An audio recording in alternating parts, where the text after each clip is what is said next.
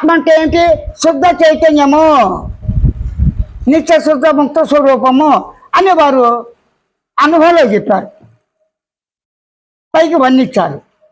అయితే నిద్ర లేని స్థితి నిద్ర ప్రసక్తి లేదు, స్వప్నం లేని స్థితి స్వప్నం ప్రసక్తి లేదు, మెలకు ప్రసక్తి లేదు, మెలకు లేని స్థితి అంటే జాగ్రత్త స్వప్న రహిత స్థితి, గుణాల రహిత స్థితి, కార్యకారణ రహిత స్థితి, నేను నీవు వారు వీరు అనే భావస్థితి ఏవి కూడా లేని స్థితిని ఆత్మ అన్నారు. ఆత్మ శుద్ధ చైతన్యము. దీనివల్ల ఏమవుతుంది?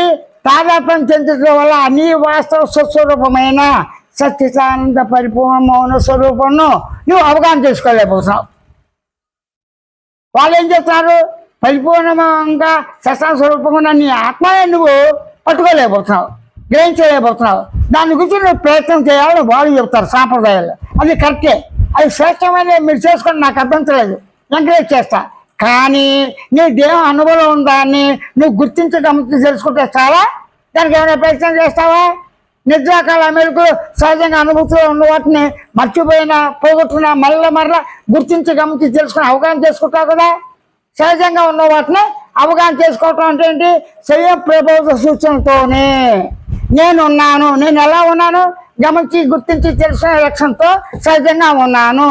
ఇది స్వానుభవిక వేద్యం అంటే ప్రత్యక్ష అనుభవం. ఇది కాదన్న వారు ఎవరు లేదు, నీవు వాదించాం. ఎవరు అక్కడ ఉంది? నేనే ఉన్నాను స్వయంగా, నేనే ఉన్నాను స్వయంగా, ఉనికితో నేనే ఉన్నాను, ఆ ఉనికి చిత్త పదార్థంతో స్వయంగా ఉన్నాను, ఆనందంతో ఉన్నాను, మౌనంగా పరిపూర్ణ స్వరూపంగా నేనే ఉన్నాను అని తన యొక్క లక్షణాలతోనే గుర్తించి గమనించి తెలుసుకుని సహజంగా మనం చేస్తాడు.